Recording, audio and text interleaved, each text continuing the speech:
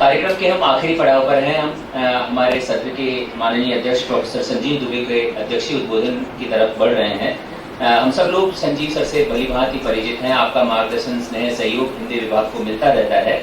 हम जानते हैं कि आप पिछले कई वर्षों से, 25 से अधिक वर्षों से आप उच्च शिक्षा में अध्ययन अध्यापन से जुड़े हैं और आप गुजरात केंद्रीय विश्वविद्यालय में परीक्षा नियंत्रक के महत्वपूर्ण दायित्व को भी निभा रहे हैं। साथ ही साथ भाषा, साहित्य और संस्कृति संस्थान के अधिष्ठाता हैं। हिंदी विभाग के आप अध्यक्ष हैं और हिंदी कथा साहित्य, पत्रकारिता, सिनेमा आपकी रुचि के विषय रहे हैं और हिंदी पाठ्यक्रमों में जो नवाचार अपेक्षित है उनको लेकर एक बहस छेड़ते हैं और एक नई दिशा सुझाते हैं। मैं बहुत सम्मान के साथ आपको आमंत्रित करता हूं, पधारें और अध्यक्ष जी को देते हैं।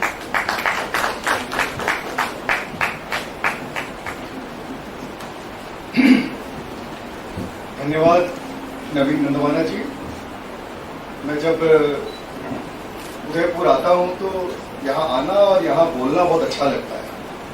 उसका एक अच्छा कारण यह है कि लोग टोपी पहना देते हैं, तो हमारे जैसे लोग, मृत्युंजय जी जैसे लोग और पुनीत जैसे लोग जिनके थोड़े ऊपर हल्कापन है तो वो ढक जाता है, तो उस अभाव की पूर्ति हो जाती है तो अच्छा लगता है। मैं चाह रहा था कि इस आयोजन की संयोजिका विभागाध्यक्षा महोदया अगर यहाँ होती तो उनको विशेष रूप से बधाई देना चाहता था और अगर अब मैं बधाई दूंगा तो आप लोगों का काम होगा कि आप उनके तक पहुंचा दीजिएगा, क्योंकि वो लोग यहाँ पे उपस्थित नहीं है। सबसे पहले तो यह बात बड़ी महत्वपूर्ण है और उदयपुर का हिंदी विभाग इसके लिए विशेष रूप से बधाई का पात्र है कि उसने सिनेमा को लेकर और अन्य माध्यमों पर जो कुछ भी दर्शाया जा रहा है उसको अकादमिक दुनिया की चर्चा का विषय है।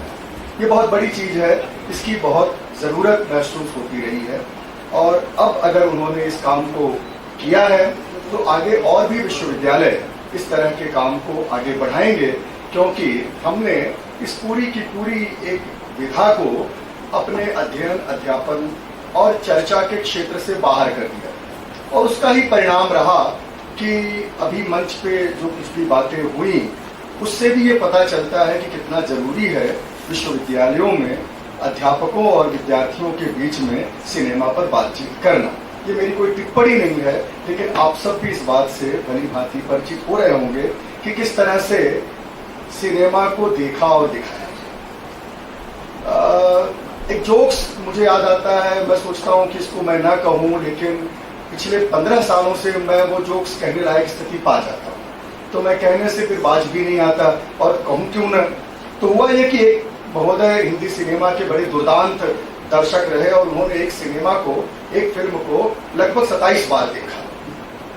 27 बार देखने के बाद 28वीं बार जब वो जा रहे थे तो संयोग से एक पत्रकार महोदय से उनसे मुलाकात हो गई। उन्होंने पूछा कि भैया ये क्या बात है कि आप इस फिल्म को आप 27 बार देख चुके और 28वीं बार देखने जा रहे हो। आप याद कीजिए उस जमाने की जब golden jubilee, silver jubilee type हुआ करते थे और मैं बम्बई में ही पला बड़ा हुआ हूँ और मेरे भाई फिल्म के एक्टर हैं और उनके मैंने पूरे 25-26 साल के 30 साल के संघर्ष देखे हैं और 3-4 साल मैंने पत्रकारिता भी की, सिनेमा की पत्रकारिता मुंबई में की है, इसलिए बहुत करीब से उस पूरी जिंदगी को जानता हूँ जिसको बहुत से लोग बहुत ही ग्लैमर से देखते हैं। तो उस बंदे ने कहा कि मैंने 27 बार फिल्म इसलिए देखी और 28वीं बार इसलिए जा रहा हूँ कि जब नायिका झील में नहाने के लिए उतरती है तो एक ट्रेन आ जाती है। मैं इस उम्मीद से जा रहा हूं कि कभी तो ट्रेन लेट होगी। अगर हमने इस तरह का मानस बनाया है फिल्म देखने के लिए, अगर हमारा दर्शक इतना भोला है, तो आप सिनेमा पे कोई भी प्रश्न मत करें और आपको प्रश्न करने का कोई अधिकार नहीं है। पहली बात यह है, इसको समझने की जरूरत है। दूसरी चीज आप इस तरह देखें कि जब हम सिनेमा और साहित्य को एक साथ देखने की कोशिश करते हैं तो कई बार हम साहित्य को बड़े ऊंचे पायदान पे रखते हैं और सिनेमा को बहुत ही निचले पायदान पे रखकर देखने की कोशिश करते हैं। किताबों को पढ़ने के लिए, साहित्य से गुजरने के लिए आपको उजाले की आवश्यकता हो। बिना दिया जलाए आप किसी भी किताब से गुजर नहीं सकते। वो दिया प्रत्यक्ष रूप से एक तेल का दिया ही नहीं होता है, बल्कि आपके भीतर भी थोड़े उजाले की दरकार होगी। यानी वो एकदम ऊपर अंधेरा नहीं होना चाहिए, उसमें थोड़ा उजाला होना चाहिए, जिससे कि उस उजाले की रोशनी से, बाहरी उजाले से आप साहित्य को समझ पाते हैं, पढ़ते हैं और आगे बढ़ जाते हैं। ये रूपक है, लेकिन सिनेमा जब हम देखने जाते हैं तो चारों तरफ घनघोर अंधेरा करने की जरूरत है। ये अंधेरा सिनेमा को दिखाने के लिए जितना जरूरी होता है, उससे भी ज्यादा सिनेकार इस बात को जानता है कि जो इसको देखने आया है वहां भी बड़ा घटाटोप छाया हुआ है, वहां भी बहुत अंधेरा है। तो उस अंधेरे में वह जो एक हल्की सी रोशनी, सिनेमा की रोशनी जो प्रोजेक्टर से निकलती है और उससे जो एक नई दुनिया आपके सामने आती है, उस दुनिया को समझने के लिए भी भीतर के अंधेरे को छटने की जरूरत है। तो कोई कुछ नहीं बोलेगा। ये गजब का सन्नाटा है। एक जमाने में, आज के 10-15 साल पहले, 20 साल पहले जब मैंने सेमिनारों में बोलना शुरू किया था तो लोग बोलने नहीं देते थे, बीच में ही खड़े हो जाते थे और प्रश्न करना शुरू कर देते थे। लेकिन ये अच्छी बात है कि लोग प्रश्न नहीं करते, क्योंकि प्रश्न से तो हर कोई डरता है। अब ये कह रहे थे कि पता नहीं कौन कौन लोग प्रश्न से डरते हैं, उनका भी अनुभव है, बहुत लोगों का अनुभव है, और बहुत लोग तो बताते भी नहीं कि हमको प्रश्न से डर लगता है। तो एक बात को समझने की जरूरत है कि सिनेमा जो है वो माध्यम नहीं है। वे लोग जो अब तक इसको माध्यम के रूप में देखते आए हैं ना, अब उनको अपने को थोड़ा सा समझने और बदलने की जरूरत है। सिनेमा एक विधा है, वैसे ही जैसे आप कविता कहते हैं, आप कहानी कहते हैं, आप नाटक मंचित करते हैं। नाटक को भरत मुनि ने, देखिए कितने बड़े आदमी थे वो, उन्होंने पंचम वेद कहा, नाटक को पंचम वेद कहा। और हम लोग कहते हैं क्या फोकट में नाटक करता है, बोलते हैं ना, क्या फोकट में नाटक करता है, मतलब हमने उसको इतना नीचे गिरा दिया। और सिनेमा को आज तक कोई पंचम वेद कहने वाला मिला ही नहीं। आप सोचिए कि नाटक में जो पटकथा है, जो संवाद है, जो सब कुछ है, उसको, उसकी पूरी तैयारी है, उसकी एक पूरी टीम है। ठीक उसी तरह से सिनेमा भी एक टीम का प्रयास होता है, ये किसी का एक निजी व्यक्तिगत प्रयास नहीं होता।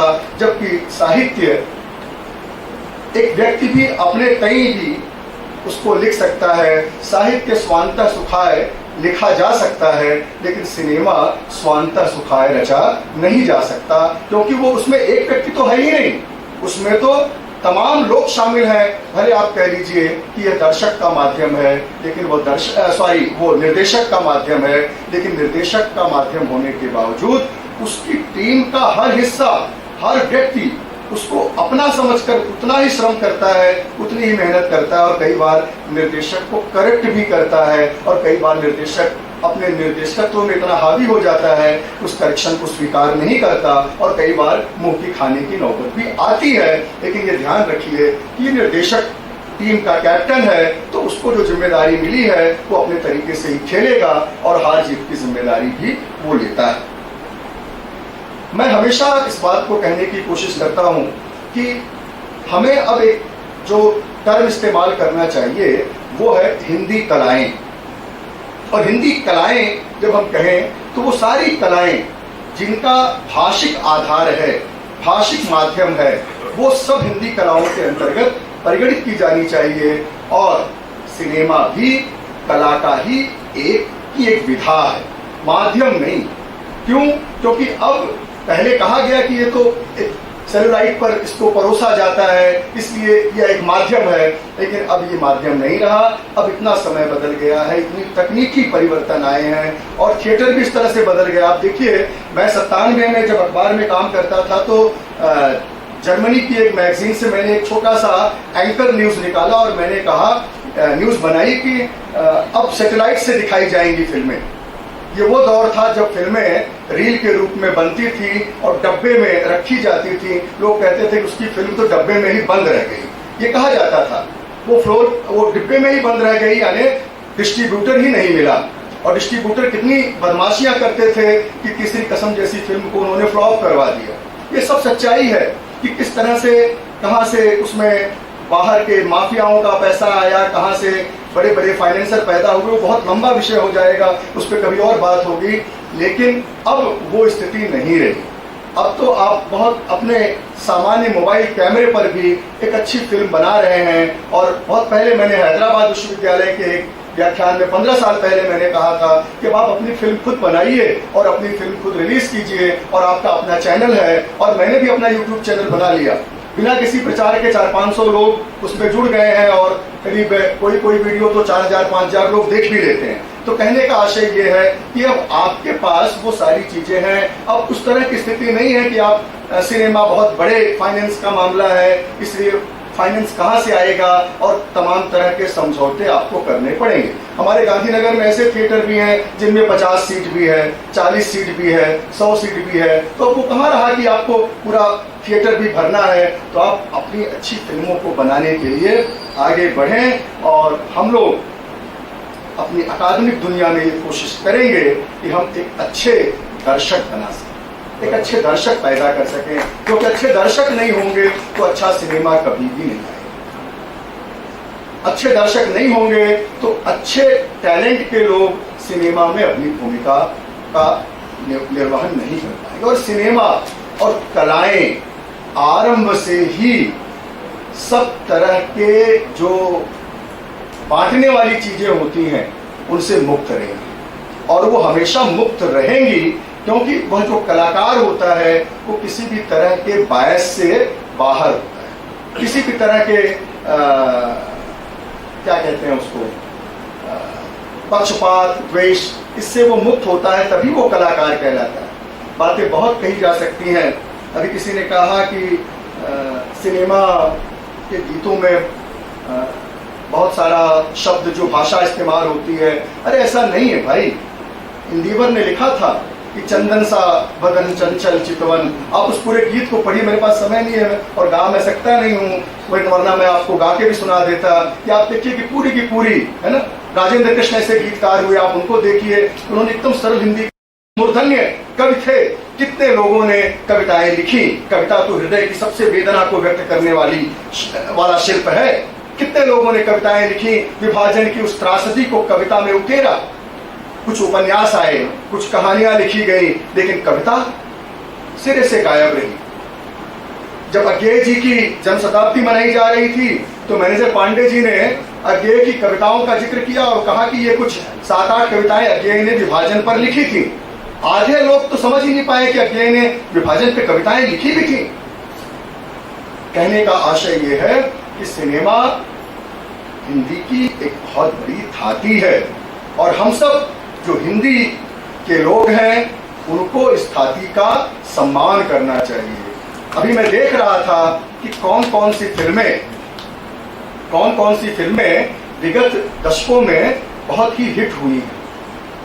तो उसमें मैंने ये देखा कि जो मूल हिंदी में बनी फिल्में हैं अब वो धीरे धीरे निचले पायदान पे जा रही हैं, जबकि 70-80 करोड़ से ज्यादा हिंदी देखने, सुनने, बोलने वाले हो गए। और उसका एक बड़ा कारण जो पिछले 6-7 सालों में देखने को मिल रहा है, हिंदी सिनेमा को निरंतर टारगेट किया जा रहा है। हिंदी वालों की बहुत बड़ी थाती है, बहुत बड़ी उम्मीद है, बहुत बड़ी ताकत है, और हिंदी वालों को समझना होगा कि अगर हम ही लोग, और कोई नहीं, और कोई हिंदी के अलावा और कोई जाति ऐसी नहीं है जो अपनी सिनेमा का बहिष्कार कर रही हो, उसको देखने के लिए मांग कर रही हो। कलाकार दर्शा रहा है, निर्देशक और निर्माता बना रहा है, आपको देखना है। आपका अपना व्यक्तिगत विवेक इसमें महत्वपूर्ण होना चाहिए। जबरिया सामूहिक विवेक डाल करके किसी सिनेमा को हिट कराना और किसी को फ्लॉप कराना, ये अच्छी बात नहीं है। इससे सबसे ज्यादा नुकसान जो होगा वो हिंदी का होगा, हिंदी सिनेमा का होगा।